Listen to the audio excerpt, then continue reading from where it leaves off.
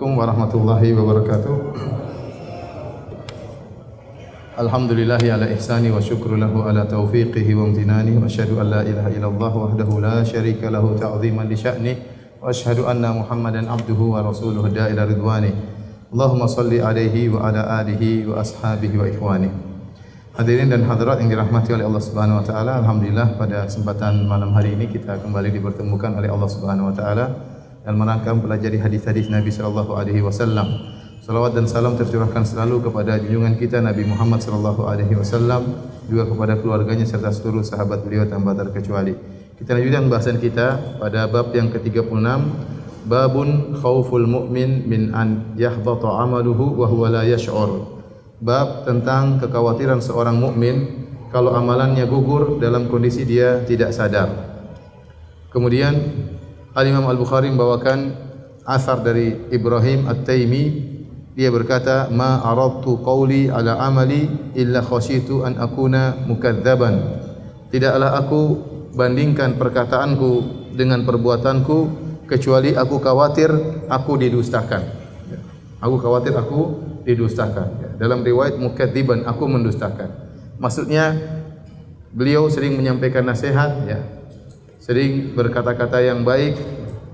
Beliau khawatir kalau dibandingkan dengan nasihat-nasihat yang dikeluarkan dibandingkan dengan amalannya, jangan-jangan saya didustakan oleh masyarakat, karena khawatir ada perbedaan antara perkataan dengan perbuatan.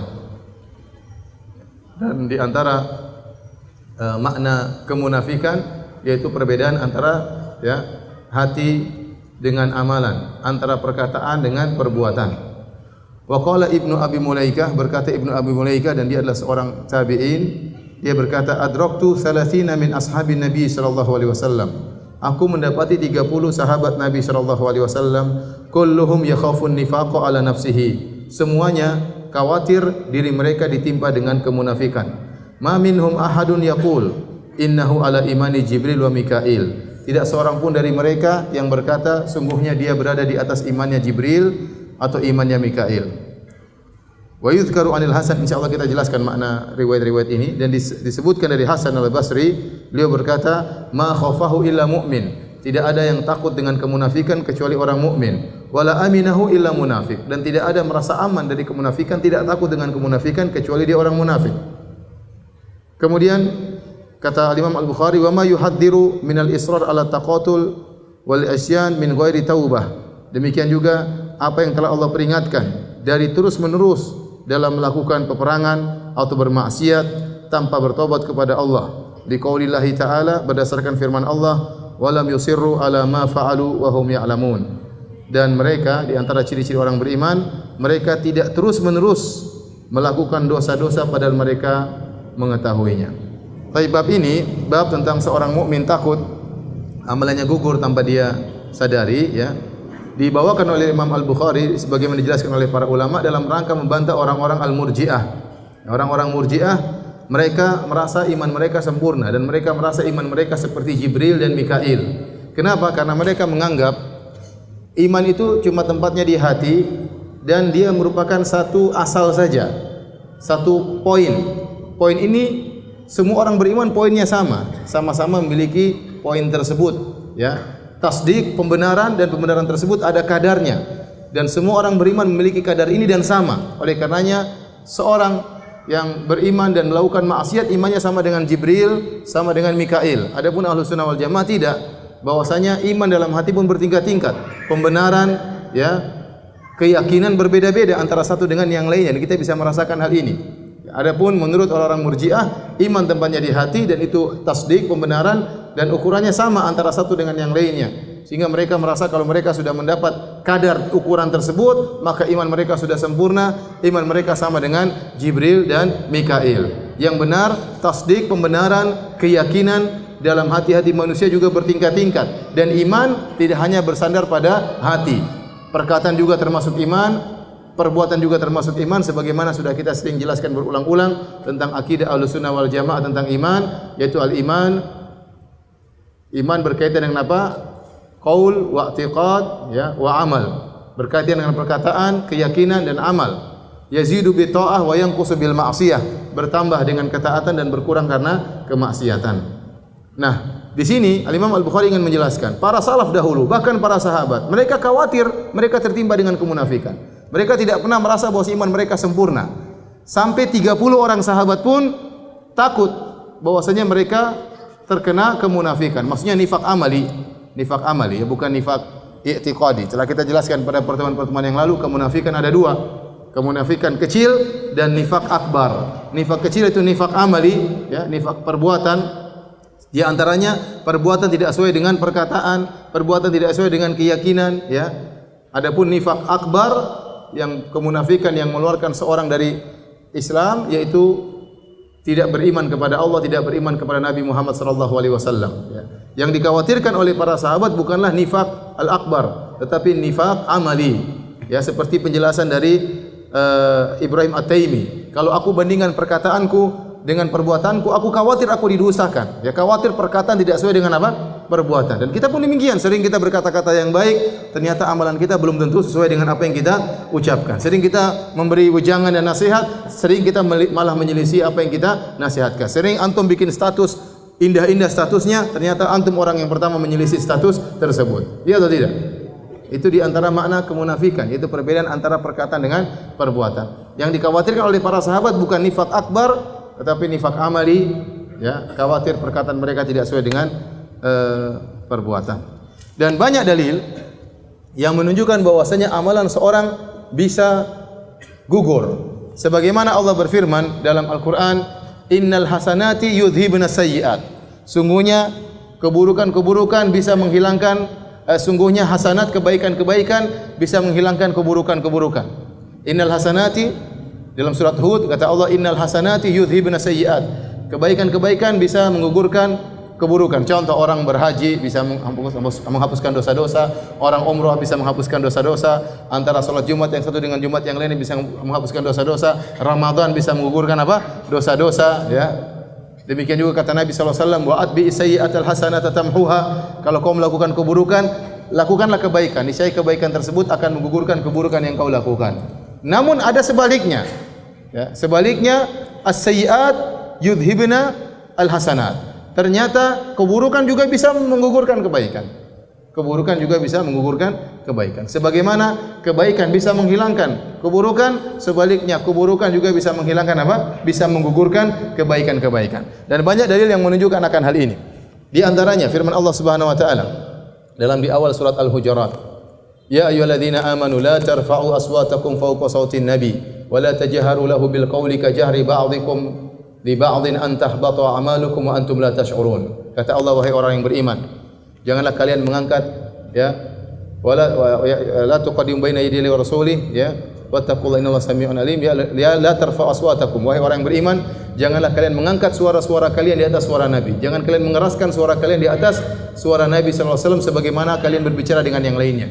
Jadi para sahabat diperintahkan oleh Allah untuk beradab di hadapan Nabi. Kalau ngomong tidak boleh berbicara keras-keras di hadapan Nabi.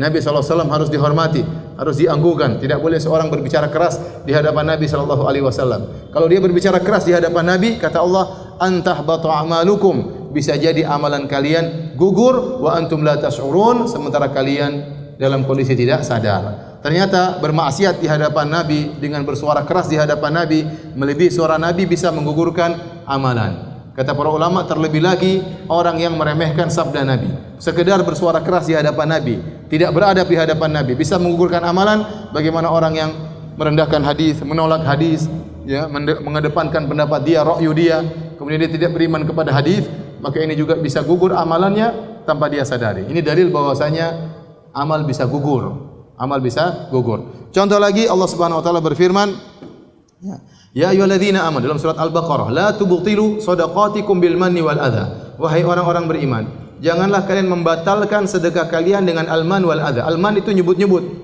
Kita bantu orang, kita bilang, kan saya bantu kamu waktu itu, kok masih ingat enggak saya bantu kamu, bantu kamu, bantu kamu, bantu kamu. Nyebut-nyebut seperti ini menggugurkan pahala sedekah kita.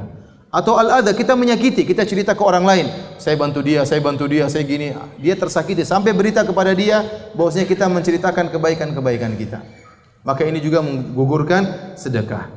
Al-adha wal man, al-man wal adha, al-man nyebut-nyebut, ngungkit-ngungkit, wal adha menceritakan kepada orang lain, menyakiti hatinya.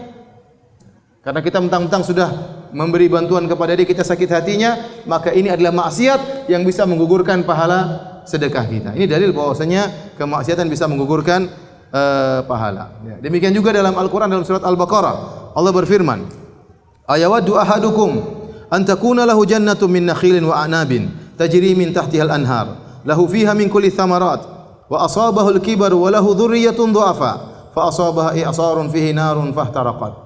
Apakah salah seorang dari kalian ingin punya kebun yang berisi ya korma dan anggur-anggur, di situ ada segala macam buah-buah mengalir dalam kebun tersebut, sungai-sungai, memiliki kebun yang indah.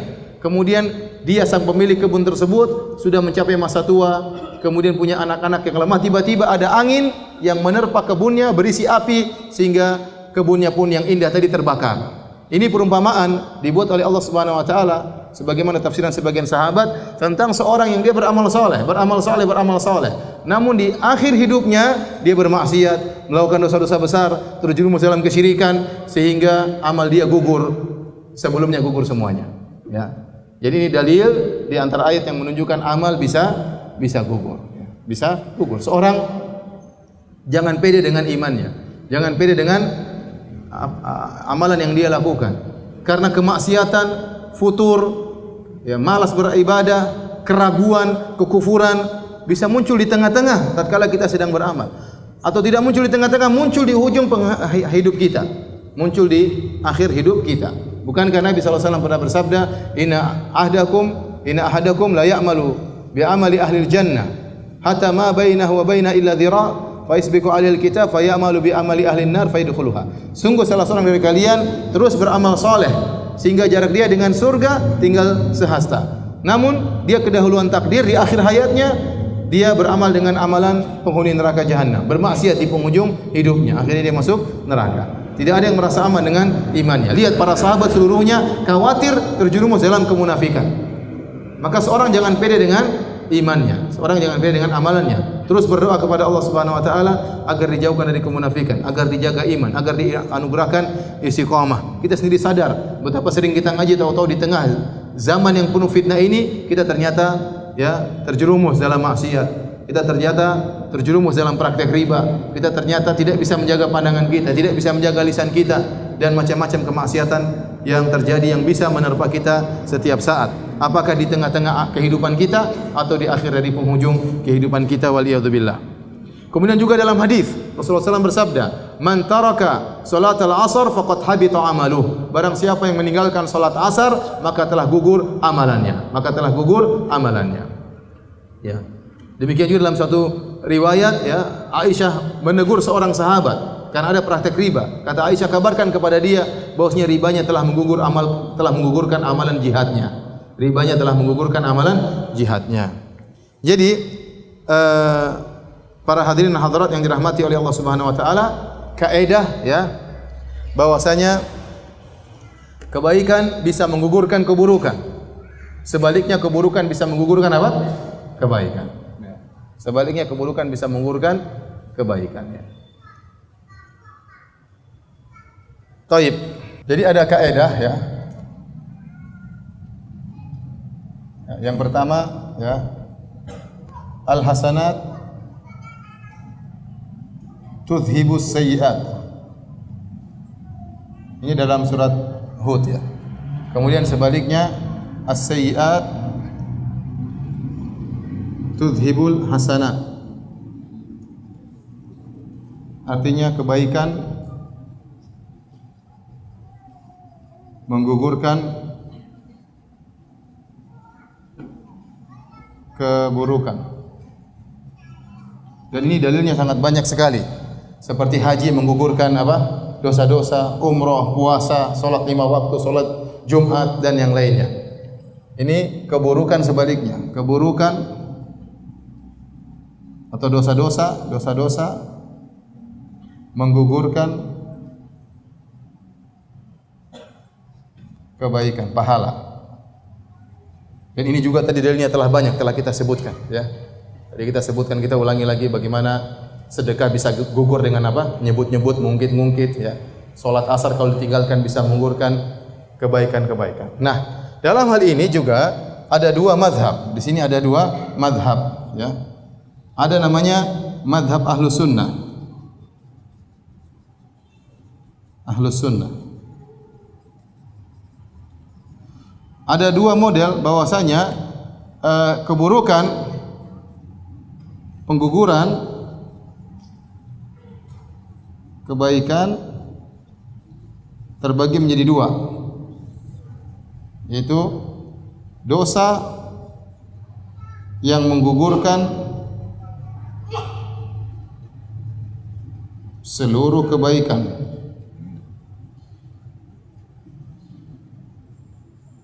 Ini seperti apa? Syirik dan kufur. Ada dosa yang menggugurkan sebagian pahala. Dalam kurung tidak seluruhnya. Tidak seluruhnya. Ini tadi yang kita sebutkan, seperti mungkit-mungkit hanya menggugurkan sedekah yang dia ungkit. Paham? Contohnya, mungkit-mungkit sedekah hanya menggugurkan pahala apa? Sedekah tersebut. Adapun Khawarij, ya, Khawarij dan Mu'tazilah,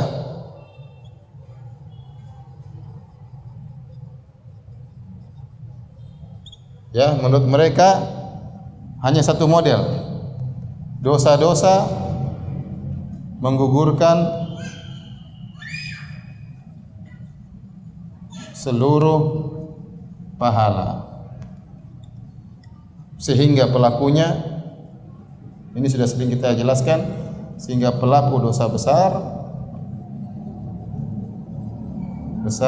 kafir dan kekal di neraka. Bagi Khawarij. Kalau bagi Mu'tazilah, pelaku dosa besar apa? Manzilah baina manzilatain. Kita sering sampaikan apa bedanya Khawarij sama Mu'tazilah. Kalau Khawarij pelaku dosa besar kafir. Kalau Mu'tazilah pelaku dosa besar, pezina, pemakan riba tidak kafir, tapi dia bukan orang mukmin, tapi dia di tengah-tengah antara mukmin dan apa? Tidak mukmin, tidak juga kafir, di tengah-tengah. Tetapi kalau di neraka sama, kekal di neraka. Jadi kalau ada soal ujian datang sama antum. Apa bedanya? Apa beda dan persamaan Khawarij dengan Mu'tazilah? Persamaannya apa? Sama-sama pelaku dosa besar di neraka jahanam kekal. Perbedaannya di hukum dunia. Kalau perbedaannya dalam hukum dunia, Khawarij mengatakan pelaku dosa besar kafir, kalau Mu'tazilah mengatakan pelaku dosa besar di tengah-tengah antara mukmin dan antara kafir. Bukan mukmin, bukan juga kafir. Tapi kalau hukum akhirat sama-sama kekal di neraka jahanam. Adapun Ahlus Sunnah wal Jamaah pelaku dosa besar belum kafir. Dia mukmin naqisul iman, orang beriman tapi imannya kurang. Ya, adapun di akhirat dia tidak kafir, tidak kekal.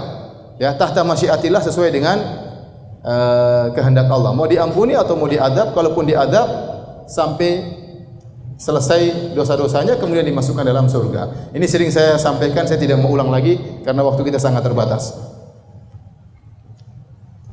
Jadi perhatikan di situ beda antara kaidah sayyi'at tudhibul hasanat, keburukan dosa-dosa atau dosa-dosa menggugurkan pahala, menurut Ahlus Sunnah beda dengan Khawarij. Kalau menurut Ahlus Sunnah ada dua. Ada dosa yang menggugurkan seluruh pahala seperti syirik dan kufur, ada dosa yang menggugurkan hanya sebagian pahala. Adapun Khawarij seluruh dosa menggugurkan seluruh pahala.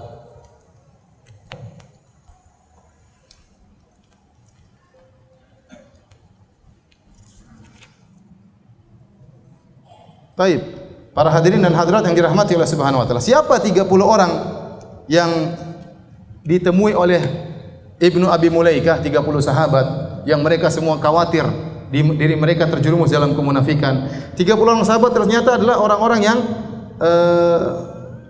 luar biasa, yaitu para ulama, para sahabat-sahabat yang terkenal seperti Aisyah radhiyallahu anha, kemudian Asma bintu Abi Bakar, di antaranya Ummu Salamah. Ini orang-orang yang sempat ditemui oleh Ibnu Abi Mulaikah. Dia tabi'in. Kita tahu tabi'in yaitu orang yang tidak bertemu dengan Nabi tapi bertemu dengan para sahabat. Nanti tabi'in ada tabi'in yang senior, ada tabi'in junior. Tabi'in senior artinya dia bertemu dengan banyak sahabat-sahabat senior, ya, banyak sahabat. Adapun tabi'in junior dia hanya bertemu dengan sebagian sahabat.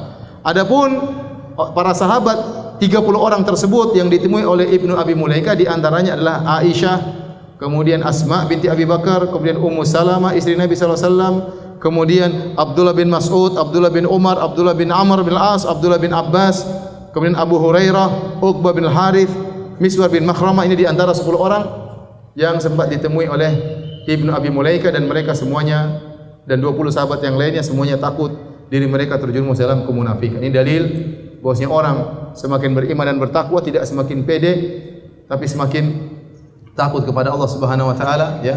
Hidup antara raqbah dan rahbah, antara kekhawatiran dengan harapan, antara roja dan khauf, antara harapan dan ketakutan, ya. Bukan dia pede saja bahwasanya saya pasti masuk surga dan yang lainnya ini tidak benar, ya. Sampai ada yang berkata, kalau saya masuk surga, saya akan berdiri di depan pintu surga. Saya tidak akan masuk sampai murid-murid saya semuanya masuk surga. Subhanallah. Ya. Emang ente pasti masuk surga? Mau menjamin murid-murid, ya?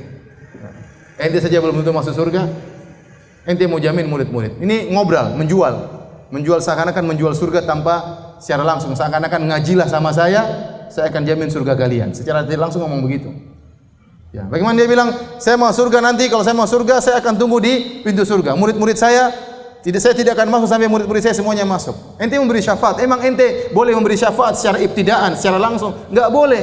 Tidak seorang pun boleh beri syafaat pada hari kiamat kecuali dengan izin Allah Subhanahu wa taala. Tidak boleh, ya Allah saya memberi syafaat kepada ini. Enggak bisa, harus minta izin dulu sama Allah Subhanahu wa taala. Dan izin ente belum tentu diterima. Makanya Nabi sallallahu alaihi wasallam berkata, "Ya Safiyatu, ammatu Rasulillah, ankidhi nafsak, la ugni anki minallahi syai'a." Kata Nabi, wahai Safiyah, bibinya Nabi, selamatkan dirimu, aku tidak bisa menolongmu. Artinya aku tidak bisa menolongmu kecuali dengan izin siapa? Allah Subhanahu wa taala. Nabi berkata, "Ya Fatimatu bintu Rasulillah, salini mimma lima syi'ti, la ugni anki minallahi syai'a." Wahai Fatimah, putri Rasulullah sallallahu alaihi wasallam, putri Muhammad, mintalah harta dari bapakmu, aku akan kasih.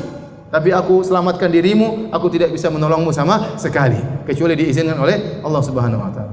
Kemudian dengan pedenya dia mengatakan, ya, nanti saya di pintu surga, saya tunggu murid-muridku, saya tidak akan masuk kecuali murid-muridku dulu apa? Masuk. Subhanallah. Para sahabat dulu tidak bicara tentang surga, tidak bicara saya masuk surga, nanti kalau saya di surga, enggak ada seperti itu. Mereka tidak yakin mereka mau surga. Sampai Umar bin Khattab radhiyallahu anhu, Nabi SAW sudah menyebutkan tentang 10 orang al-mubasysyirina, al-asyara, al-mubasysyirina bil jannah. 10 orang yang dijamin masuk surga. Kata Nabi, Abu Bakar fil jannah, Umar fil jannah. Abu Bakar di surga, Umar di surga. Umar orang kedua yang Nabi bilang masuk surga. Terlalu banyak dalil-dalil Umar, Nabi memuji Umar. Ya. Tetapi di zaman setelah Nabi SAW meninggal, Nabi menyebutkan beberapa nama-nama orang munafik kepada Hudzaifah bin Yaman. Wahai Hudzaifah, inilah si fulan munafik. Tapi ini rahasia. Tidak ada yang tahu kecuali Hudzaifah. Maka Umar menunggu. Kalau ada yang meninggal setelah Nabi meninggal, di antara orang yang hidup di zaman sahabat ada yang meninggal, Umar lihat. Kalau Hudzaifah salatkan berarti bukan orang munafik. Tapi kalau Hudzaifah tidak salatkan berarti orang apa? Munafik. Itu pun Umar datang kepada Nabi. Umar datang kepada Hudzaifah, ya Hudzaifah, hal sammani, ya. Mimman sammahumun Nabi sallallahu alaihi wasallam, ya Hudzaifah, apakah Rasulullah pernah menyebutku termasuk nama-nama orang munafik? Dia tidak merasa pede. Kata Hudzaifah, tentu tidak. Terlalu banyak pujian kepada Umar bin Khattab radhiyallahu anhu. Tapi maksud saya, demikianlah kondisi para sahabat, demikianlah kondisi para orang-orang saleh, tidak pernah pede bahwasanya mereka masuk surga. Kemudian ada di suatu tempat orang jualan foto, kalau foto sama dia kemudian bayar sekian, ya. Kemudian agak jauh lebih murah, lebih dekat semakin mahal, ya. Kemudian bikin sertifikat masuk surga. Saya pergi ke suatu kampung dibuat ada sertifikat masuk surga. Ya akhi, subhanallah. Jauh dari para sahabat. Para sahabat dahulu tidak pede mereka mau surga. Mereka tahu bagaimana agungnya Allah dan mereka tahu betapa amal mereka sangat sedikit, tidak layak dibandingkan dengan keagungan Allah Subhanahu wa taala, ya. Oleh karenanya, para hadirin yang telah subhanahu wa taala, ini bantahan, bab ini dibawa oleh Al-Imam Al-Bukhari untuk bantah orang-orang Murji'ah yang mereka mengatakan iman mereka sempurna sama seperti imannya Jibril dan Mikail. Kemudian juga di antara ciri-ciri orang beriman, ya, yaitu mereka tidak terus-menerus dalam bermaksiat. Lihat surat Al-Imran 135 tadi, walam yusirru ala ma fa'alu hum ya'lamun. Dan mereka tidak terus-menerus dalam dosa yang mereka lakukan sementara mereka tahu. Ya. Orang yang beriman dia akan berhenti dari maksiatnya. Diriwayatkan dari Nabi sallallahu alaihi wasallam, ya, dan dengan sanad yang dihasankan oleh Al-Hafidz Ibnu Hajar dalam Fathul Bari dari Abu Bakar As-Siddiq radhiyallahu anhu, beliau berkata, "Ma asarra man istaghfar." Tidaklah dikatakan orang terus-menerus kalau dia senantiasa beristighfar. Jadi kalau kita terjerumus dalam maksiat, jangan ragu-ragu untuk bertaubat. Kapan kita malas bertobat? Kapan kita malas bertobat? Padahal kita tahu Allah Maha mengampuni orang yang bertobat, maka kita termasuk dari musir, yaitu orang yang terus-menerus. Dan ciri-ciri orang kafir adalah terus-menerus dalam dosa besar. Wa kanu yusirruna 'alal hinthil 'azim. Dalam surat Al-Waqiah Allah sebutkan di antara ciri-ciri orang penghuni neraka jahanam, wa kanu yusirruna 'alal hinthil 'azim. Mereka adalah orang-orang yang senantiasa di atas dosa besar. Orang beriman berbeda. Walam yusirru 'ala ma fa'alu wa hum ya'lamun. Mereka tidak terus-menerus di atas dosa sementara mereka tahu akibat dosa dan mereka tahu Allah Maha Pengampun. Jadi seorang mukmin kalau berdosa segera beristighfar. Meskipun nanti dia ulangi lagi, tapi harus dia bertobat kepada Allah Subhanahu wa taala. Dia harus bertekad, saya bertekad ya Allah untuk tidak mengulangi lagi. Saya menyesali perbuatan saya menangisi perbuatan saya. Seandainya dia mengulangi lagi itu dosa yang baru. Yang penting dia bertobat tatkala dia melakukan apa? Maksiat. Adapun dia tidak bertobat, maka dia telah melakukan ciri-ciri orang-orang penghuni neraka jahanam. Terus-menerus dalam dosa besar tanpa bertobat kepada Allah. Dan orang seperti ini dikhawatirkan ditimpa dengan su'ul khatimah. Baik, kita lanjutkan pembahasan berikutnya, hadis ke-48. Kata Nabi sallallahu kata Al-Imam Al-Bukhari, qala haddatsana Muhammad bin Ar'arah qala haddatsana Syu'bah an Zubaidin qala sa'altu Aba Wa'ilin 'anil Murji'ah. Kata Zubaid, aku bertanya kepada Abu Wa'il tentang Murji'ah. Faqala haddatsani Abdullah anna Nabi sallallahu alaihi wasallam qala, maka dia menyampaikan hadis dari Abdullah bin Mas'ud bahwasanya Nabi sallallahu alaihi wasallam bersabda, sibabul muslim fusuqun wa qitaluhu kufrun. Bahwasanya mencela seorang muslim adalah kefasikan dan membunuhnya adalah kekufuran. Maksudnya apa? Maksudnya Abu Wa'il membantah tentang perkataan Murji'ah yang mereka mengatakan kita orang-orang Murji'ah berada di atas iman yang sempurna, ya. Maka seakan-akan dia berkata, bagaimana pendapat orang Murji'ah itu benar sementara Nabi bersabda mencaci maki seorang muslim adalah kefasikan. Nah, orang fasik bagaimana dikatakan imannya sempurna? Wa qitalu kufrun, bahkan membunuh orang mukmin yang lain adalah kekufuran. Maka tidak pantas perkataan Al-Murji'ah dibandingkan dengan sabda Nabi sallallahu alaihi wasallam. Karena kalau orang imannya sempurna enggak boleh disifati dengan fasik, ya. Kalau orang imannya sempurna tidak boleh dikatakan telah melakukan kekufuran. Ternyata mencela orang beriman saja dikatakan kefasikan, apalagi membunuh orang beriman dikatakan dengan kekufuran. Maka ini dalil dia bantah pendapat Murji'ah dengan hadis Nabi sallallahu alaihi wasallam. Dan Abu Wa'il ini wafat pada tahun 99 Hijriyah. Wafat pada tahun 99 Hijriyah. Menunjukkan bahwasanya bid'ah Al-Murji'ah sudah muncul di zaman awal-awal Islam, di zaman awal-awal Islam, ya. Di zaman para tabi'in, ya. Di zaman para tabi'in. Para hadirin dan hadirat yang dirahmati oleh Allah Subhanahu wa taala, ya.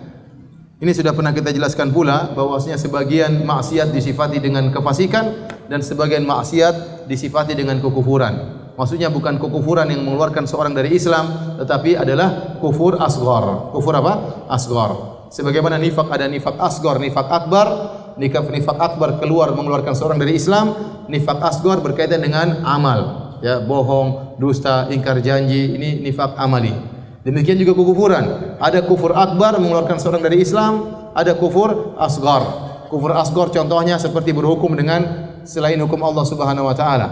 Ini adalah kufur asghar sebagaimana penjelasan dari Ibnu Abbas radhiyallahu taala anhuma tatkala dia menafsirkan firman Allah Subhanahu wa taala, "Wa man lam yahkum bima anzalallah fa ulaika humul kafirun." Barang siapa yang tidak berhukum dengan hukum Allah atau dia berhukum dengan selain hukum Allah, maka mereka adalah orang-orang kafir.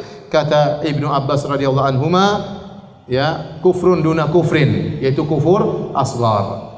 Dan tatkala suatu maksiat disifati dengan kufur, meskipun kufur asghar, itu berarti dosa besar. Itu berarti dosa besar. Oleh karenanya para ulama khilaf tentang apa makna, ya, sabda Nabi sallallahu alaihi wasallam, ya, man atakahinan aw arrafan fasalahu an syai'in fasaddaqu bima yaqul faqad kafara bima unzila ala Muhammad. Barang siapa yang datang kepada dukun, atau paranormal kemudian bertanya tentang suatu dan membenarkan perkataannya, apakah maka dia telah kafir. Kafir sini kafir akbar atau kafir asghar? Ada khilaf. Namun yang benar kafir akbar. Yang benar kafir akbar. Maksud saya tidak semua perbuatan disifati dengan kekufuran berarti dia kufur akbar. Ya, contoh membunuh muslim yang lain selama dia tidak menghalalkan dosa tersebut, ya.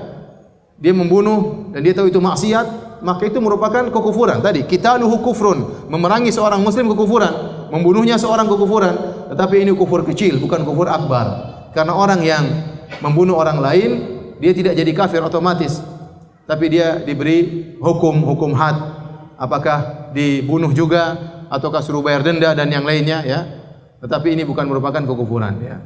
Bukan kufur akbar tapi kufur asghar. Ya, seperti sabda Nabi, la tarji'u ba'di kuffaran yadribu ba'dukum riqaba ba'd. Janganlah kalian setelah sepeninggalku kalian kembali menjadi kafir, di mana kalian saling membunuh di antara kalian. Membunuh muslim yang lain bukan kekafiran, tapi dia kufur asghar. Ya, tatkala disifati dengan kufur meskipun asghar, dia adalah dosa besar. Sama syirik, ada syirik akbar, ada syirik apa? Asghar. Tatkala ada satu dosa disifati dengan syirik asghar, bukan berarti dia dosa kecil. Riya itu dosa besar. Riya itu dosa besar. Maka meskipun disifati dengan asghar, syirik kecil, tetapi bukan berarti dia dosa kecil.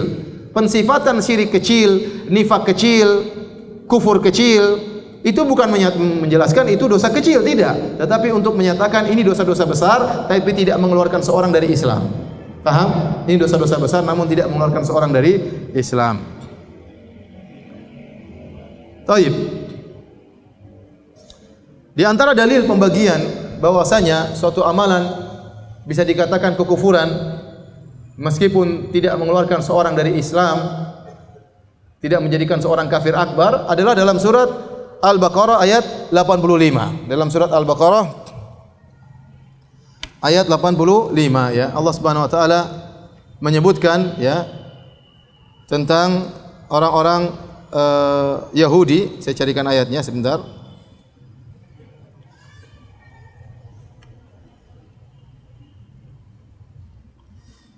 Kata Allah Subhanahu wa taala, "Tsumma antum haula'i taqtuluna anfusakum." Kemudian kalian wahai orang-orang Yahudi, Bani Israel, kalian telah membunuh diri-diri kalian, maksudnya membunuh saudara-saudara kalian sesama Bani Israel.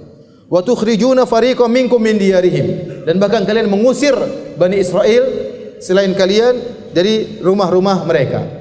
Ayat ini dijelaskan oleh para ulama, dahulu di kota Madinah sebelum datang Islam ada dua suku. Suku Ansar sebelumnya dahulu adalah suku Al-Aus dan suku Al-Khazraj di kota Madinah. Suku Al-Aus, suku Khazraj. Adapun Yahudi ada tiga, kabilah Bani Qainuqa, kabilah Bani Nadir, dan kabilah Bani Quraidah. Ada tiga kabilah. Nah, tiga kabilah ini mereka bersekutu dengan suku Aus atau Khazraj.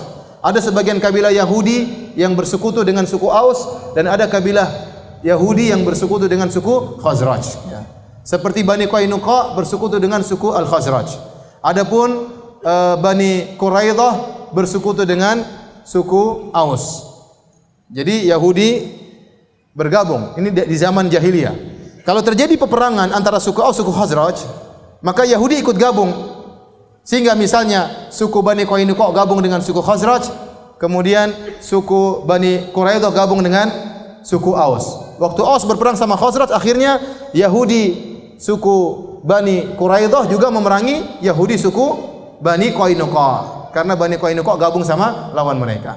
Sehingga akhirnya di antara mereka ada yang membunuh yang lain, sesama Yahudi. Membunuh Yahudi yang menggantu musuhnya, atau mau ikut mengusir Yahudi yang lainnya.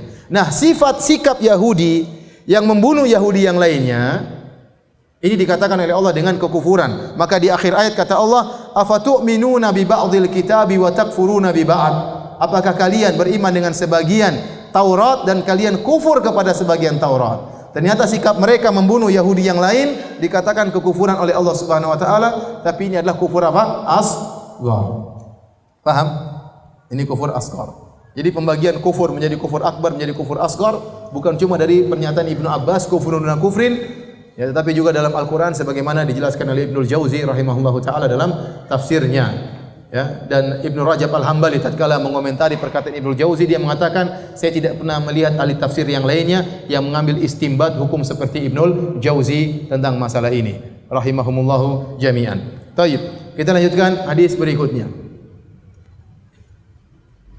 Ini kalau kita ujian banyak sekali materinya ya.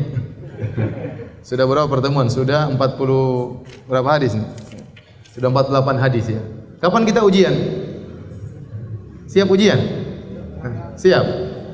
Tapi nanti ditempelkan namanya, nilainya berapa? Mau? Mau? Tapi kita lanjutkan hadis ke-49. Ya, saya sebenarnya menugaskan sebagian ikhwan untuk menulis kembali apa yang saya sampaikan, tapi qadarullah ya, waktu tidak cukup ya. Sampai sekarang belum bisa ditulis ya. Akhbarana Qutaibah bin Sa'id, qala haddatsana Ismail bin Ja'far, qala Humaid an Anas bin Malik radhiyallahu anhu qala, dari Anas bin Malik radhiyallahu anhu beliau berkata, akhbarani Ubadah bin Samit. Ubadah bin Samit meriwayatkan kepadaku, anna Rasulullah sallallahu kharaja yukhbiru bi lailatul qadar. Suatu hari Rasulullah sallallahu keluar untuk mengabarkan kapan Lailatul Qadar. Fatalaha rajulani minal muslimin. Ternyata ada dua sahabat dari kaum muslimin yang sedang bertengkar. Padahal Rasulullah ingin mengabarkan kapan Lailatul Qadar. Maka Nabi berkata, "Inni kharajtu li ukhbirakum bi Lailatul Qadar." Saya tadi keluar untuk mengabarkan kepada kalian kapan Lailatul Qadar, malam keberapa. Wa innahu talaha fulan wa fulan farufi'at. Namun ternyata si fulan dan si fulan bertengkar. Akhirnya ilmu tentang kapan Lailatul Qadar diangkat oleh Allah Subhanahu wa taala. Saya jadi dilupakan oleh Allah Subhanahu wa taala. Wa asa an yakuna khairal lakum. Semoga terlupakannya kapan Lailatul Qadar lebih baik bagi kalian. Iltamisuha fi sab' wa tis' wal khams. Carilah di 7 hari atau 9 hari atau 5 hari. Maksudnya apa? Apakah 7 hari terakhir? Apa 7 hari yang telah lewat? Apakah 9 hari yang terakhir atau 9 hari yang telah lewat atau 5 hari yang terakhir atau 5 hari yang telah lewat secara penanggalan? Apakah dihitung dari awal atau dari akhir? Ada khilaf di kalangan para ulama. Baik. Para hadirin dan hadirat yang dirahmati oleh Allah Subhanahu wa taala, hadis ini dalil bahwasanya pertikaian, permusuhan itu menghilangkan keberkahan. Al-Qadhi Iyad berkata, fihi dalilun ala anna al-mukhasamah madhmumah. Ini dalil bahwasanya pertikaian itu tercela. Wa annaha sababun fil uqubah al-ma'nawiyah. Dan itu merupakan sebab terjadinya hukuman ma'nawi. Ai al-hirman, yaitu terhalangi. Ya. Wa fihi anna al-makan alladhi yahduru syaitan turfa'u minhu al-barakatu wal khair. Dan ini dalil bahwasanya tempat yang dihadiri oleh syaitan terangkat keberkahan gara-gara syaitan tersebut. Dan orang tatkala bertengkar, syaitan hadir. Syaitan pasti hadir. Syaitan hadir. Orang marah, syaitan hadir. Ya, makanya kalau kita marah, ya, Nabi pernah berkata kepada seorang, ya, saya tahu satu kalimat, lau qalaha la dhahaba minhu ma wajid. Saya tahu satu kalimat, kalau orang yang marah tersebut mengucapkannya, maka akan hilang kemarahannya. Lau qala a'udzu billahi minasyaitonir rajim. Kalau dia berkata, aku berlindung dari godaan syaitan yang terkutuk. Kenapa orang marah, syaitan hadir. Ya, orang bertengkar, syaitan juga hadir untuk memprovokasi, untuk mengobarkan kemarahan. Nah, dengan hadirnya syaitan, dengan adanya pertikaian tersebut, keberkahan diangkat. Tadinya malam Lailatul Qadar ketahuan malam berapa, ya, maka diangkat. Akhirnya sekarang kita tidak tahu kapan malam Lailatul Qadar. Ini peringatan bagi kita, ikhwan. Jangan suka bertengkar. Sabar dalam menghadapi permasalahan. Jangan suka ribut. Kalau Anda suka ribut sama istri di rumah, keberkahan hilang. Diangkat keberkahan. Ya, ribut dengan istri, marah-marah, bentak-bentak istri, angkat suara. Istri pun demikian, tidak mau kalah. Ya. Angkat suara, keberkahan diangkat oleh Allah Subhanahu wa taala. Kalau istri ngomel-ngomel, nanti diam dulu. Nanti sudah diam, gantian ngomelin, enggak apa-apa. Ya, ngomel-ngomel, emosi kita enggak tahu, akhirnya terucapkanlah lafal cerai. Setelah itu menyesal. Betapa banyak orang yang telah menceraikan kemudian apa? Menyesal. Tidak pernah ada orang datang kepada saya setelah menjatuhkan cerai kecuali apa? Menyesal. Tidak ada yang datang, alhamdulillah Ustaz saya sudah cerai. Semuanya Ustaz saya sudah cerai. Gimana lagi? Macam-macam. Kenapa? Menunjukkan banyak di antara mereka menyesali perbuatan mereka. Kenapa? Tatkala mereka sedang marah, setan hadir dan keberkahan akan diangkat. Harusnya keluarga tersebut sakinah mawaddah. Harusnya turun rezeki dari Allah Subhanahu wa taala. Harusnya turun ketenangan. malah keberkahan enggak jadi turun, diangkat oleh Allah Subhanahu wa taala. Yang turun utang enggak lunas-lunas. Oleh karena para hadirin dan hadirat yang dirahmati Allah Subhanahu wa taala, ini di antara dalil bahwasanya pertikaian itu menghilangkan keberkahan. Makanya Allah Subhanahu wa taala berfirman, "Wala tanaza'u fatafshalu wa tadhhabu rihukum wasbiru." Janganlah kalian saling bertikai, ya. Maka kalian akan lemah, akan gagal. Wasbiru, bersabarlah, bersabarlah. Rasulullah SAW menasihati Mu'adz bin Jabal dengan Abu Musa al-Asy'ari tatkala diutus ke negeri Yaman untuk berdakwah. Kata Nabi SAW, tatawa'a wa la takhtalifa. Saling mengalalah dan jangan saling berselisih. Ya. Karena perselisihan itu melemahkan kita dalam segala hal. Dalam lingkup keluarga melemahkan keluarga, dalam ruang dakwah juga melemahkan dakwah. Bagaimana kalau ustadznya bertengkar? Mengerikan. Ustadznya bertengkar pasti timbul kelompok, satu membela ta'assub fanatik kepada ustadz ini, yang satu fanatik terhadap ustadz yang lainnya. Kelompok-kelompok pertikaian ini semua hanyalah menimbulkan kelemahan bagi umat Islam. Maka kita bersabar, kalau ada kesalahan nasihati dengan cara yang baik, ya, tidak perlu sampai pada pertikaian dan pertengkaran. Taib, saya katakan tadi, kata Nabi SAW, wa asa yakuna khairal lakum. Semoga dengan diangkatnya ilmu tentang kapan Lailatul Qadar lebih baik bagi kalian. Dan ini mungkin benar dari satu sisi. Dari satu sisi benar. Kenapa? Karena tatkala kita tidak tahu kapan Lailatul Qadar, kita akan semangat beribadah di 10 malam terakhir, dari malam pertama sampai malam terakhir. Dan barang siapa yang beribadah dengan semangat dari malam pertama sampai malam ke-10, dari 10 malam terakhir, dia pasti sudah dapat Lailatul Qadar. Dia pasti sudah beribadah sungguh-sungguh di malam Lailatul Qadar. Sejak malam 21 dia sudah semangat, malam 22, malam 23, malam 24. Ya, pasti dia beribadah di malam Lailatul Qadar, ya. Tapi seandainya Nabi mengatakan malam Lailatul Qadar malam ke-29 misalnya, maka orang dari malam 21 sampai 28 malas-malasan. Oh, belum, nanti aja, nanti aja. Ada yang tidak tarawih, ya.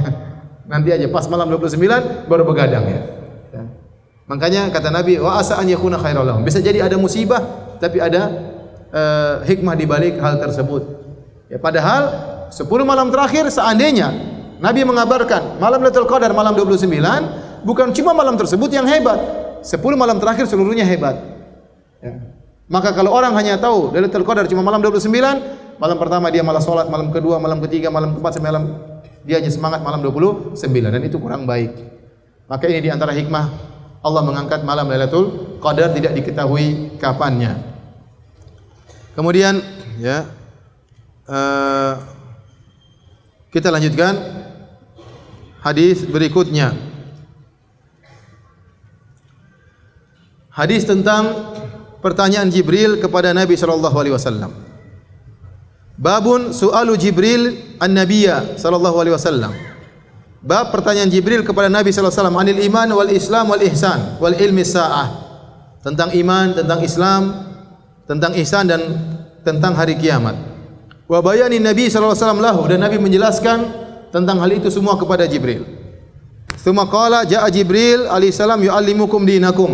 Kemudian di akhir hadis Nabi berkata, telah datang Jibril alaihi salam mengajarkan kepada kalian agama kalian. Faja'ala dzalika kullahu dinan. Kata Imam Bukhari, maka Nabi menjadikan seluruh pertanyaan Jibril tentang iman, Islam, ihsan, ini semua bagian daripada agama.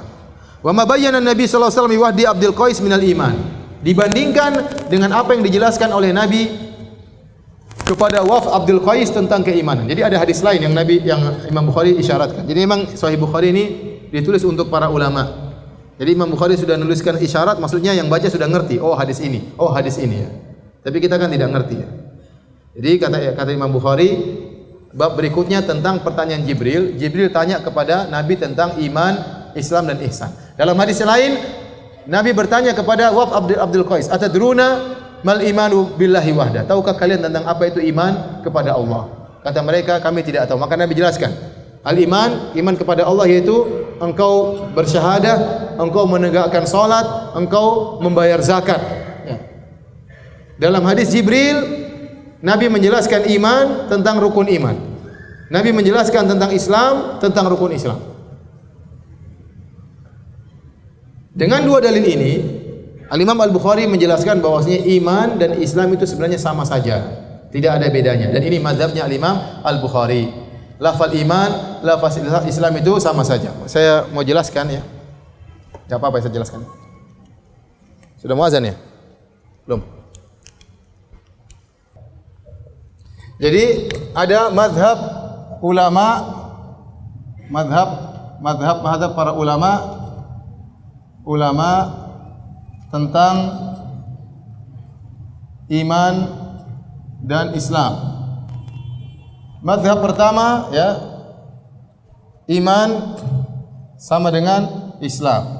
Dan ini mazhabnya sebagian ulama, di antaranya Al-Imam Al-Bukhari. Al-Imam Al-Bukhari. Mazhab yang kedua, iman ya lebih spesifik daripada Islam, Dalam arti lain, iman tidak sama dengan Islam. Dan ini pendapat mayoritas salaf. Mayoritas ulama dan salaf. Dan ada pendapat tengah, yang ini yang dirojihkan oleh banyak ulama, di antara Ibnu Hajar rahimahullah, bahwasanya iman ya dan Islam sama jika terpisah. Dan iman dan Islam tidak sama jika digabungkan dalam satu dalil.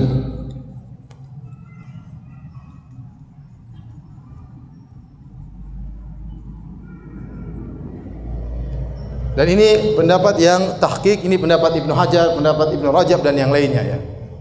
Imam Bukhari berdalil bahwasanya iman sama dengan Islam dalam hadis Jibril. Nabi ditanya oleh Jibril, apa itu iman? Ternyata Nabi menjelaskan iman itu rukun iman kepada Allah, kepada Rasulnya, kepada malaikat, berkaitan dengan keyakinan. Ternyata dalam hadis Waqf Ibnu Qais ditanya apa itu iman, Nabi jelaskan iman dengan rukun Islam, bukan rukun iman.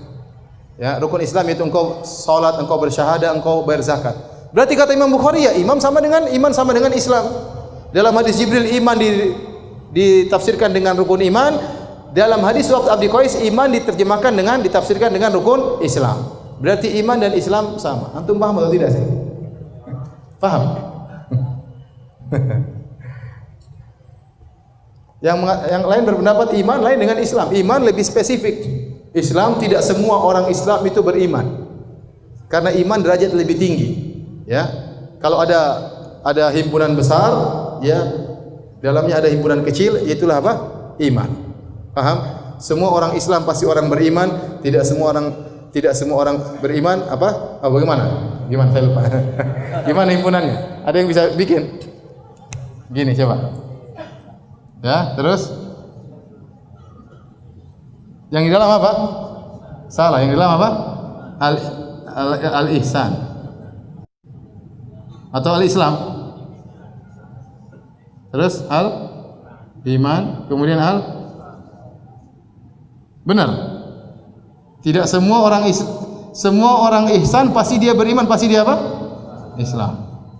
Semua orang beriman pasti Islam. Namun tidak semua orang Islam orang beriman. Ya kira-kira begitulah. Ya, betul. Betul enggak ini? Betul ya?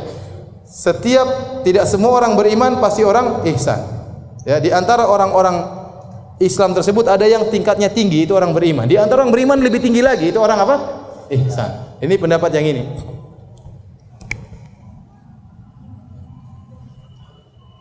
Pendapat yang ketiga, pendapat yang Ibnu Hajar, Ibnu Rajab dan yang lainnya, iman dan Islam sama kalau terpisah. Contohnya Allah berfirman, "Innad dina indallahil Islam." Sungguhnya agama yang diri adalah agama Islam. Islam itu ya iman juga sama. Iman itu adalah Islam. Tidak ada bedanya. Tapi kalau tergabungkan, contohnya dalam hadis Jibril, Nabi tanya tentang Islam, Nabi tentang iman, ternyata digabungkan lafal iman dan Islam dalam satu dalil, berarti iman lain, Islam berbeda dengan apa? Iman. Ada kaidah, idza ijtama'a iftaraqa wa idza iftaraqa ijtama'a. Kalau ternyata berpisah maka sama maknanya, tapi kalau bergabung berbeda maknanya. Seperti dalam surat Al-Hujurat, ya, qalatil a'rabu amanna. Berkata orang-orang Arab Badui, kami telah beriman. Qul lam tu'minu walakin qulu aslamna. Katakanlah kalian belum beriman, tapi kalian masih apa? Islam. Di sini iman dan Islam digabungkan, ternyata maknanya apa? Berbeda. Ya, ini harusnya diajarkan di pondok ya, bukan di asra ya. Tapi lah, saya sebenarnya ingin lewatin, cuma ya saya tanggung jawab mengajar Fathul Bari ya. Antum paham nggak paham bukan urusan saya. Baik, kita sholat dulu, nanti habis sholat kita lanjutkan dari hadis Jibril alaihissalam. Bismillahirrahmanirrahim. Alhamdulillah, salatu wassalamu ala Rasulillah wa ala alihi wa ashabihi wa man tabi'ahum bi ihsan ila yaumiddin. Amma ba'd. Kita lanjutkan bab ke-37, bab tentang pertanyaan Jibril tentang iman dan Islam dan ihsan dan hari kiamat kepada Nabi sallallahu alaihi wasallam. Ya. Kemudian setelah itu Al-Imam Al-Bukhari membawakan firman Allah wa qaulillahi ta'ala, dan firman Allah wa may yabtaghi ghairal islami dinan fala yuqbala min. Dan barang siapa mencari agama selain Islam sebagai agama, barang siapa yang mengharapkan selain Islam sebagai agama, maka tidak akan diterima darinya. Maksudnya di sini Al-Imam Al-Bukhari menjelaskan Islam di sini maksudnya ya iman juga. Beliau ingin menguatkan rahimahullah bahwasanya Islam sama dengan iman. Tapi pendapat yang kuat sebagaimana kita jelaskan, al-iman dan Islam kalau disebutkan sendiri-sendiri seperti dalam ayat ini, barang siapa mencari selain Islam sebagai agama, di sini tidak disebutkan iman. Berarti Islam ya sama dengan apa? Iman. Tidak ada bedanya ya. Ya, kalau kita bertanya, "Kamu orang mukmin bukan?" Dia bilang, "Iya, orang mukmin." Ya, mukmin berarti apa? Islam ya. Tapi kalau digabungkan dengan iman dan Islam, maka iman berkaitan dengan amalan-amalan hati seperti rukun iman, berkaitan dengan akidah, iman kepada Allah, kepada malaikat, kepada Rasulnya, kepada hari akhirat, ya, kepada kitab-kitabnya, kepada takdir. Ya. Adapun Islam berkaitan dengan amalan zahir seperti salat, syahadah, salat, zakat, ya, puasa, haji, itu berkaitan dengan amalan zahir. Ya. Dan itu pendapat yang lebih kuat, iman dan Islam. Kalau disebutkan secara sendiri, maka iman sama dengan apa? Islam. Tapi kalau digabungkan dalam satu dalil, dalam satu ayat, dalam satu hadis, maka iman dan Islam itu berbeda. Contohnya dalam hadis Jibril ini iman dan Islam disebutkan dalam satu dalil. Maka iman berkaitan dengan amalan hati, Islam berkaitan dengan amalan apa? Jawarih, amalan anggota tubuh. Baik, kita bacakan hadisnya. Qala haddatsana Musaddad, kata Imam Al-Bukhari. Qala haddatsana Musaddad, qala haddatsana Ismail bin Ibrahim, qala akhbarana Abu Hayyan At-Taimi an Abi Zur'ah an Abi Hurairah radhiyallahu anhu qala, dari Abu Hurairah radhiyallahu taala anhu qala kana Nabi sallallahu alaihi wasallam barizan yauman linnas. Suatu hari Nabi sallallahu alaihi wasallam nampak di hadapan para sahabat, fa atahu Jibril, maka datanglah malaikat Jibril. Kenapa Rasulullah SAW disebut di situ nampak? Disebutkan dalam riwayat yang lain, ya. Karena Rasulullah SAW yajlisu baina ashabihi fayaji'ul gharibu fala yadri ayyuhum huwa. Dahulu Nabi SAW duduk di antara para sahabat-sahabatnya, duduk bareng. Tidak di tempat yang tinggi, tapi duduk bareng sama-sama mereka. Kalau ada orang asing datang, maka dia tidak tahu mana yang Nabi. Karena pakaiannya sama, modelnya sama, sehingga dia bingung, Rasulullah yang mana, Muhammad yang mana. Fatalabna ilaihi an naj'ala lahu majlisan ya'riful gharib idza atahu. Maka kami minta kepada Nabi Rasulullah, tolong bikin satu tempat khusus, kau duduk di situ, sehingga kalau ada orang asing datang, bukan penduduk kota Madinah, ingin tahu engkau, dia akan tahu siapa engkau, ya, dengan posisi dudukmu tersebut. Qala fabanaina lahu dukkanan min tinin kana yajlisul alaihi. Maka kami pun bangunkan suatu tempat duduk dari tanah, sehingga Nabi SAW posisinya lebih tinggi daripada yang lainnya.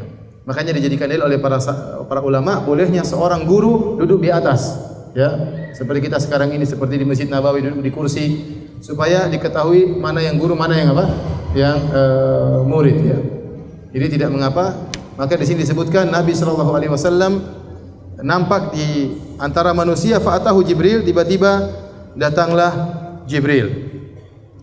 Para hadirin yang dirahmati oleh Allah Subhanahu wa taala, disebutkan dalam riwayat yang lain, Nabi sallallahu alaihi wasallam mengatakan, "Saluni, bertanyalah kepadaku. Bertanyalah kepadaku wahai para sahabatku." Fahabu, maka mereka takut untuk bertanya kepada Nabi. Mereka segan untuk bertanya kepada Nabi. Padahal Nabi ingin mereka bertanya, kalau ada sesuatu yang mungkin mereka tidak pahami, mereka suruh tanya. Jadi mereka segan untuk bertanya kepada Nabi. Jadi seorang punya pertanyaan, dia segan untuk bertanya kepada Nabi sallallahu alaihi wasallam. Maka kalau ada orang Arab Badui datang, mereka senang. Karena Arab Badui ini kalau datang biasanya apa? Nanya. Ya. Tidak segan-segan, langsung apa? Nanya. Ya. Kalau dia nanya, pasti ada ilmu yang keluar.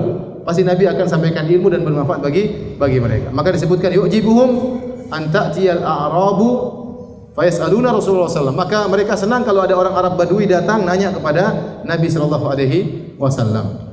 Maka dalam hadis ini disebutkan dalam sebagian riwayat Jibril datang ya, seakan-akan dia seorang Arab Badui datang kepada Nabi.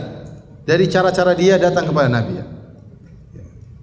Fa'atahu Jibril, tiba-tiba datanglah Jibril. Dalam riwayat lain disebutkan Jibril melewati orang-orang, orang lagi duduk di lompati apa? Pundaknya. Ya, jalan. Kemudian ya, dia duduk di hadapan Nabi sallallahu alaihi wasallam. Kemudian dia berkata, "Ya Muhammad." Ini biasanya orang kalau Nabi, para sahabat tidak ada yang berani manggil ya Muhammad. Pasti ya Rasulullah, ya Nabi Allah. Kalau Arab Badui berani, "Wahai Muhammad." Ya. Ya. Dan ini menunjukkan Jibril terkadang mirip dengan Dihya al-Kalbi dan sering malaikat Jibril alaihissalam kalau menjelma menjadi manusia, menjelma menjadi Dihya al-Kalbi. Tapi kali ini tidak. Kali ini tidak menjadi Dihya al-Kalbi. Bahkan dalam sebagian riwayat dia datang kepada Nabi tanya, setelah dia pergi baru Nabi sadar itu Jibril. Dia mengatakan tidak biasanya saya tahu bahwasanya itu Jibril, baru kali ini saya tidak tahu dia itu Jibril kecuali setelah dia pergi. Ya, baru setelah dia pergi. Kita lanjutkan. Ya. Maka dalam riwayat yang lain sebagaimana riwayat yang masyhur ya, sebutkan syadidu sawad sya'ar, rambutnya sangat hitam, syadidu bayadhi thiyab, bajunya sangat putih, la yura alaihi atharu safar, tidak terlihat bekas safarnya, wala ya'rifuhu minna ahad, namun tidak ada yang mengenalnya. Ini aneh. Orang ini datang tiba-tiba muncul, kalau dia orang asing tentunya ada bekas safar, apalagi zaman dulu. Mungkin rambutnya semerawut, bajunya mungkin agak kotor. Ini bajunya tidak semerawut, bajunya sangat putih, rambutnya sangat hitam, tidak ada bekas debu. Dalam riwayat syadidu sawadil lihya, jenggotnya juga sangat hitam, tidak ada debunya. Berarti orang sekitar sini. Tapi kalau orang sekitar sini kok tidak ada yang kenal? Aneh. Tiba-tiba duduk di hadapan Nabi sallallahu alaihi wasallam. Fasnada rukbatihi ila rukbatihi, kemudian dia meletakkan kedua lututnya di atas lutut Nabi sallallahu alaihi wasallam, ditempelkannya. Wada'a yadayhi ala kaffayhi, kemudian dia meletakkan ala fakhidayhi, dia meletakkan kedua tangannya di atas paha Nabi sallallahu alaihi wasallam. Kemudian dia berkata, "Ya Muhammad, fa akhbirni anil iman." Wahai Muhammad, kabarkanlah kepadaku tentang iman. Dalam riwayat Bukhari, mal iman, apa itu iman? Maka Rasulullah SAW menjelaskan, al-iman an tu'mina billahi, iman rukun iman, engkau beriman kepada Allah, wa malaikatihi, beriman kepada malaikat, wa kutubihi, beriman kepada kitab-kitabnya, wa biliqaihi, maksudnya kepada hari akhirat, bertemu dengan Allah Subhanahu wa taala, wa rusulihi, beriman kepada rasul-rasulnya, wa tu'mina bil ba'si, dan kau beriman dengan hari kebangkitan. Dalam riwayat yang lain, tu'mina bil qadari khairihi wa syarrihi, engkau beriman kepada takdir yang baik maupun takdir yang buruk, semuanya ditakdirkan oleh Allah Subhanahu wa taala. Maka dari sinilah para ulama mengambil rukun iman ada 6. Iman kepada Allah, iman kepada kitabnya, iman kepada rasulnya, iman kepada apa? Malaikatnya, iman kepada hari akhirat, dan iman kepada takdir. Kemudian ditanya, mal Islam, apa itu Islam? Maka Nabi menjawab, anta budallaha wa la tusyrika bihi, engkau beribadah kepada Allah dan tidak berbuat syirik. Ya, berkaitan dengan amal jawarih. Jawarih maksudnya anggota tubuh. Wa tuqimus salat, engkau mendirikan salat, wa tu'addiyaz zakat, engkau bayar zakat al-mafruḍah, wa tasuma Ramadan, dan engkau berpuasa di bulan Ramadan. Qala mal ihsan, apa itu al-ihsan? Qala an ta'budallaha ka'annaka tarahu, engkau beribadah kepada Allah seakan-akan engkau melihat Allah. Maksudnya melihat dengan hati, ya. Fa illam takun tarahu fa innahu yara, kalau kau tidak bisa melihat Allah, maka yakinlah Allah melihatmu. Kemudian dia bertanya lagi, mata sa'ah, kapan hari kiamat? Kata Nabi sallallahu alaihi wasallam, mal mas'ulu anha bi'alam minas sa'il, yang ditanya tidak lebih tahu daripada yang bertanya. Wa sa'ukhbiruka an asyratiha, dan aku akan kabarkan kepadamu tentang tanda-tandanya. Di antaranya, idza waladatil amatu rabbaha, jika ada seorang budak wanita melahirkan tuan laki-lakinya.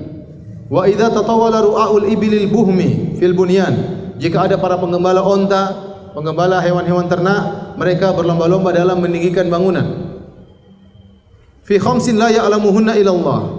Ya, dan ada 5 perkara yang tidak mengetahui kecuali Allah Subhanahu wa taala. Kemudian Nabi SAW menyebutkan firman Allah, Inna Allah indahu ilmus sa'ah, dalam surat Luqman. Sungguhnya di sisi Allah lah kapan tiba hari kiamat, ilmu tentang hari kiamat. Tsumma adbara, kemudian orang itu pun pergi. Faqala rudduhu, kata Nabi, balikan orang tersebut. Falam yarau syai'an, tiba-tiba orang tersebut hilang.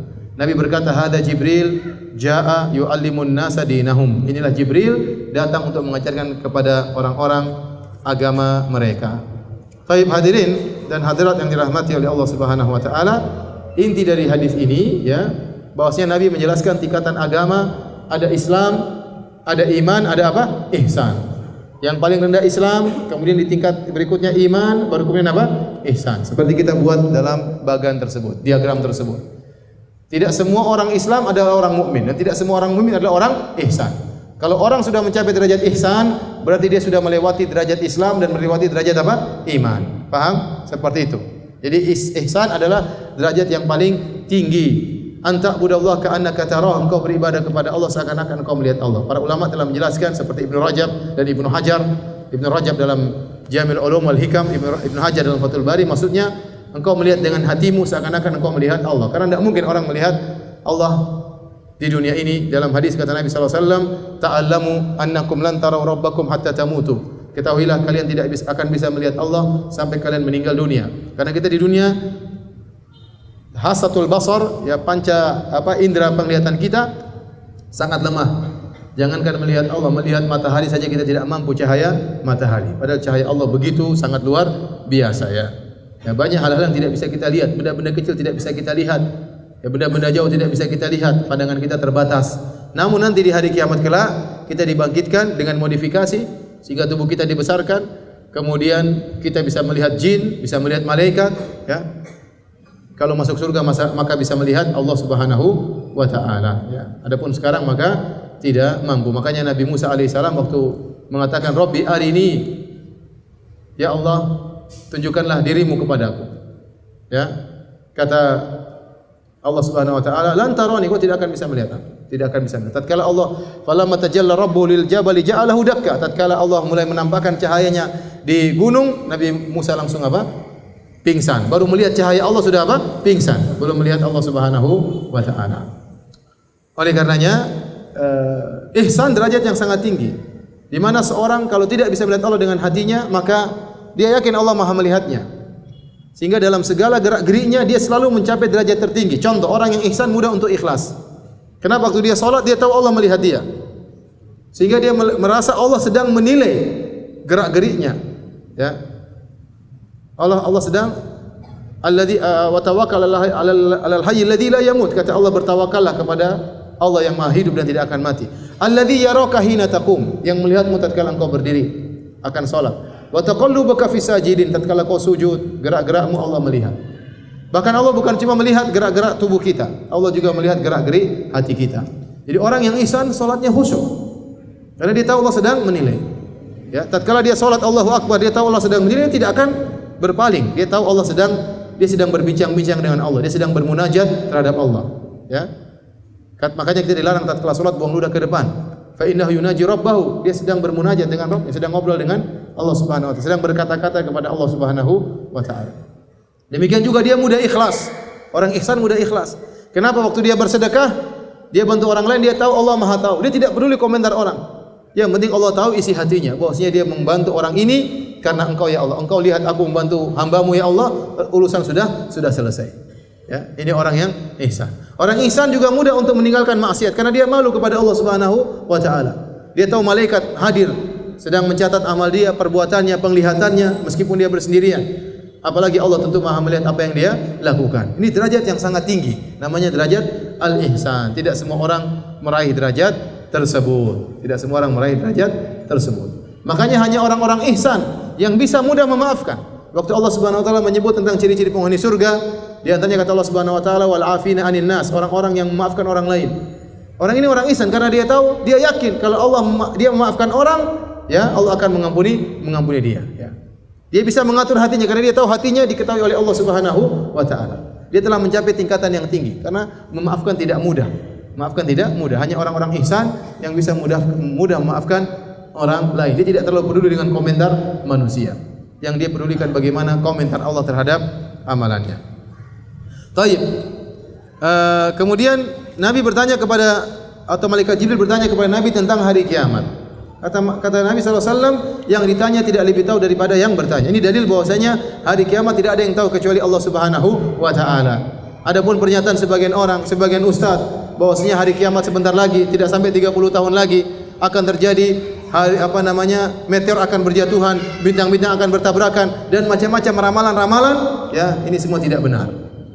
Kalau ternyata hari kiamat tidak sampai 30 tahun lagi, berarti semua orang tahu kapan hari kiamat. Berarti bukan rahasia Allah Subhanahu wa taala. Padahal Allah berfirman, "Wa yas'alunaka 'anis sa'ati ayyana mursaha, fima anta min dzikraha ila rabbika muntahaha." Mereka bertanya kepada engkau tentang hari kiamat. Katakanlah, siapa engkau di masalah tentang hari kiamat, ya? Fima anta min dzikraha. Apa bukan urusan Nabi tentang hari kiamat? Ya, Nabi tidak tahu kapan hari kiamat. Ila rabbika muntahaha. Ilmunya kembali kepada Allah Subhanahu wa taala. Memang benar Nabi kabarkan hari kiamat terjadi hari Jumat, ya. Tapi kita tidak tahu Jumat yang mana, bulan yang mana, tahun yang mana, minggu yang mana, jam yang mana, enggak ada yang tahu. Ya. Rasulullah hanya menyebutkan tanda-tandanya. Makanya jangan dengar perkataan sebagian orang, ada sebagian dai ceramah di mana-mana, oh, Dajjal sekarang sudah muncul, ya. Bentar lagi hari kiamat, ya. Kita enggak bikin Dajjal muncul, dia bilang Dajjal sudah apa? Muncul. Ada orang yang lahir sekarang, bayi dia Israel, matanya cuma satu. Itu kasihin orang cacat dibilang Dajjal. Orangnya saya dibilang Dajjal, ya. Jangan, kasihan, ya. Dajjal matanya bukan satu, matanya dua, tapi satunya tertutup, satunya susah, ada cacatnya. Adapun gambar Dajjal matanya satu di tengah itu enggak benar itu. Ya. Matanya dua, tetapi satunya cacat, ya. Satunya buta, satunya cacat, ya. Dia melihat dengan mata satu, ya. Dan yang lain-lainnya. Sehingga coba sampai orang tatkala mendengar kisah-kisah seperti ini akan tiba hari kiamat, mereka tidak semangat lagi untuk beribadah. Mau bangun rumah enggak jadi. Aduh, bangun rumah ntar lagi, aduh. Mau kegiatan bikin perusahaan enggak jadi. Aduh, bentar lagi hari kiamat, ngapain bangun rumah? Mau beli mobil enggak jadi, beli kuda. Sampai ada yang beli kuda. Beli kuda karena di kiamat nanti bensin habis, minyak bumi habis, enggak bermanfaat lagi. Kita pakai kuda, ya. Dan macam-macamnya bikin orang ketakutan. Yang mau poligami enggak jadi, ngapain poligami? Bentar lagi hari kiamat. Padahal Nabi SAW mengatakan, in qamatis sa'ah wa fi yadi ahadikum fasilah fa in istata'a an yagrisaha qabla an taquma sa'ah falyagrisaha. Kata Nabi, kalau mau tegak hari kiamat, sementara salah seorang dari kalian memegang bibit untuk ditanam, kalau dia mampu tanam sebelum hari kiamat, tanamlah, kata Nabi SAW. Jadi kalau kita tahu hari kiamat, jangan menghalangi kita untuk beramal soleh. Ente tahu 2 hari lagi kiamat, sekarang mau nikah, nikah saja. Jangan jomblo sampai hari kiamat. Jadi bikin orang gelisah, ya. Akhirnya apa? Tidak mau berpikir menghadapi musuh. Bagaimana kita berpikir tentang dakwah? Sebentar lagi mau hari kiamat, ngapain pusing-pusing, ya.